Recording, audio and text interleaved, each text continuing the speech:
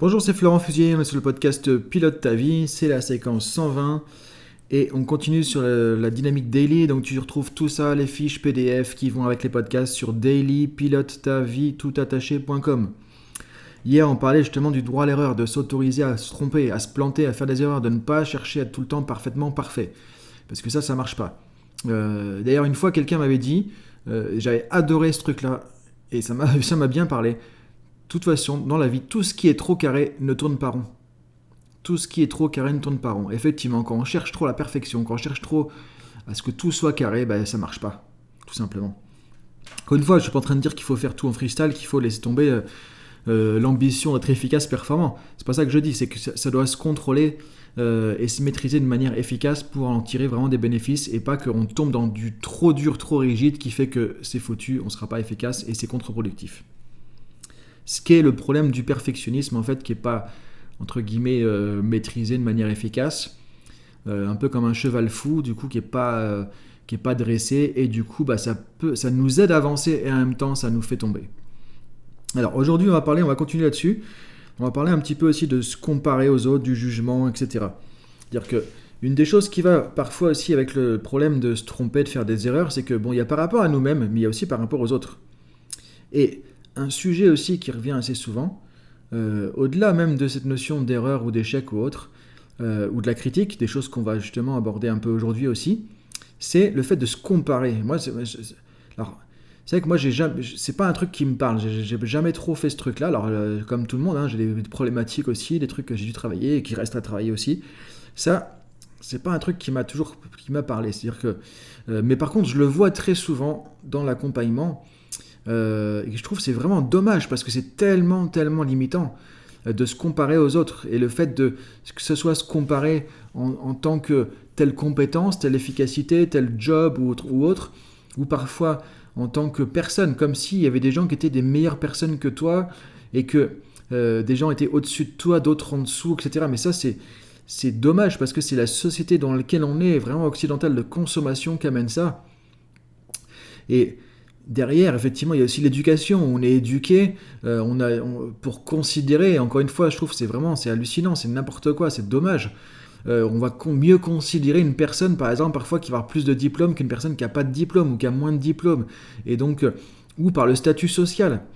Donc quelqu'un qui a un statut social, voilà, plus entre guillemets prestigieux, va être une meilleure personne, on va être plus valorisé de la connaître, etc.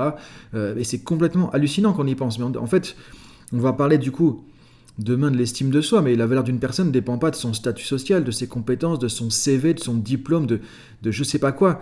On est juste un être humain et on a des qualités, on a des défauts, des choses qu'on peut améliorer, et on a des compétences, on a appris des choses, on a un métier, on a une vie relationnelle, personnelle, professionnelle, voilà, et point. Il y a plein de trucs, on peut pas limiter ça, on peut pas juger tout ça.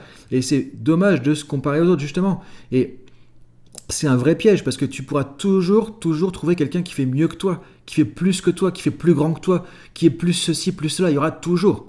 Tu pourras jamais être le premier sur toute la Terre, sur tout l'univers du truc.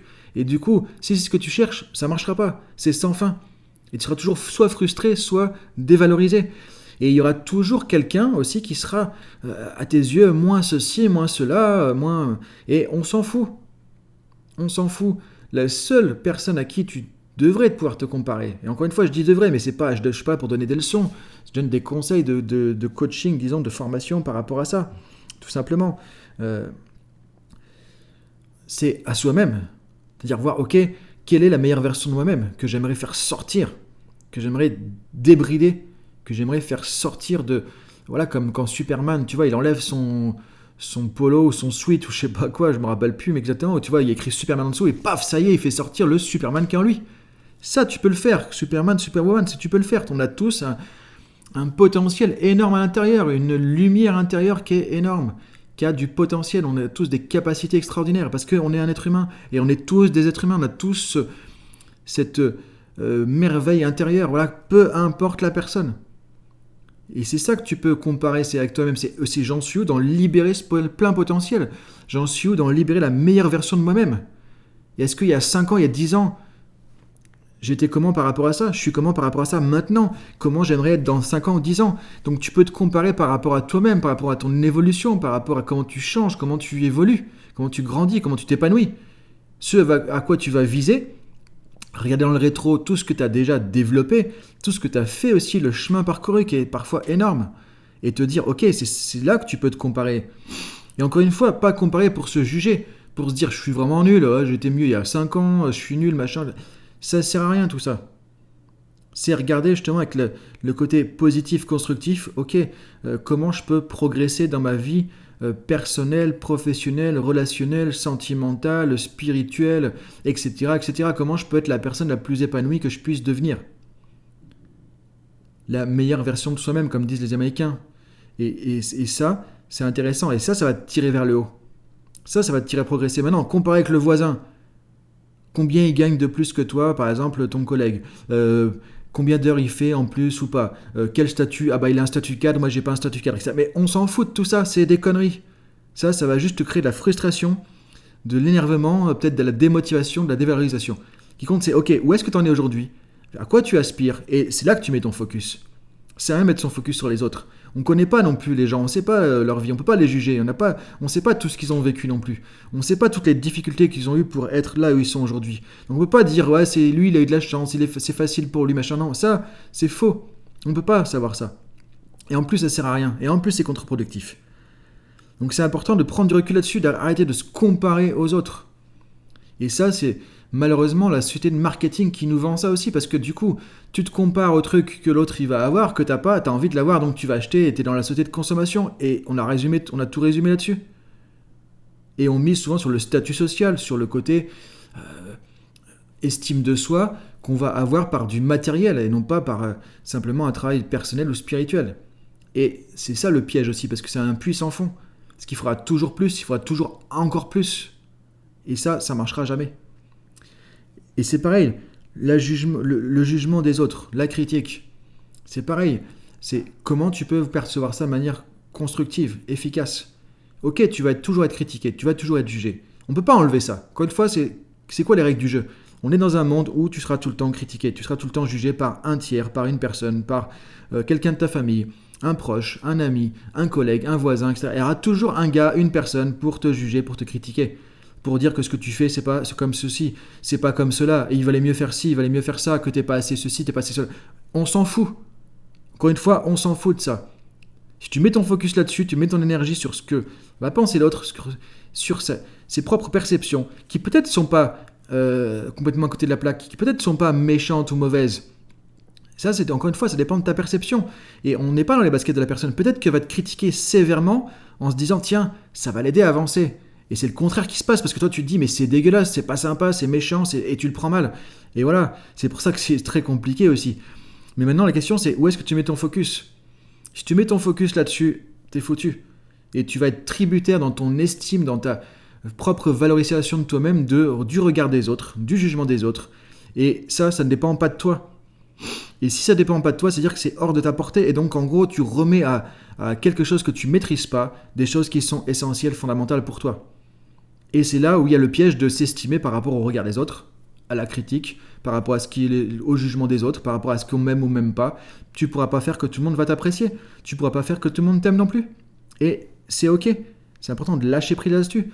Maintenant, ce que tu peux faire par contre d'utile avec le jugement, je ne sais pas pourquoi je dis le jugement tout le temps, la critique, le jugement, le regard des autres, etc., c'est prendre ce qui te semble judicieux en termes de feedback. Encore une fois, on revient au podcast d'hier en termes de feedback. Qu'est-ce que je peux améliorer ?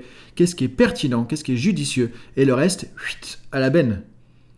La critique pour la critique. Les choses qui sont juste négatives, qui sont juste là pour essayer de te perturber, de te déstabiliser, de te frustrer, de te dévaloriser. Les trucs qui sont malsains, etc. Ça, tu prends et tu mets dans un sac poubelle et tu mets ça à la benne. Et on s'en fout. Et ça, c'est le problème des autres. Et souvent, ce qui est important de comprendre, c'est que les gens projettent les choses sur toi. Ils vont projeter leur peur sur toi, leurs croyances limitantes, leurs problèmes personnels. Et donc parfois, toi, t'as pas de problème, t'es ok, tu fais un truc et il y a des gens qui vont t'attaquer juste parce que eux, ils ont des problèmes. Mais c'est pas les tiens. Donc ne les prends pas, laisse-les à l'expéditeur. Et tu fais un retour l'envoyeur et ça, et là, tu te mets dans ta bulle et tu mets le blindage et tu prends pas tout ça. Donc ça veut pas dire qu'on s'en fout de tout ce qui est critique, jugement, regard des autres, ou tout ça. C'est juste de savoir l'utiliser de manière judicieuse et efficace. Et là, tu vas pouvoir vraiment évoluer, grandir et remercier les gens parfois en disant ok merci parce que ça m'est utile. Et tu vas remercier pour la partie de la critique qui est utile. Et le reste, c'est pas la peine de dire non plus ce que tu en penses. Parfois, c'est juste lâcher l'affaire et passer à autre chose. Et donc, c'est important, par rapport à ce qu'on disait hier, d'apprendre de ses erreurs et de faire attention aussi au jugement des autres, aux comparaisons qu'on va avoir avec les autres. Et là, on arrive sur un thème aussi qui est l'estime de soi. Donc, on va parler demain parce que du coup, c'est sous-jacent à ça. Donc voilà, je te laisse cogiter déjà avec tout ça aujourd'hui. Et en espérant en appliquant ça tout de suite en arrivant au bureau, tu vois, si tu vas au boulot, que tu as tendance parfois à te comparer aux collègues, aux voisins, etc. Vraiment de prendre du recul là-dessus et de t'autoriser à laisser tomber ça et à simplement te comparer à, ok, où est-ce que je vais être dans 5 ans, dans 10 ans, moi dans ma vie, pro, perso, spirituel, etc. Et comment je vais avancer pour être la meilleure version de moi-même. Et le reste, je ne me compare pas aux voisins, aux managers, aux patrons, etc., etc. Ça sert à rien. Ils ont chacun leur vie, chacun est unique et on ne peut pas savoir. Et donc, je m'occupe de moi et je laisse tomber par rapport à ça, tout simplement. Et bonne journée à toi et à demain. Salut!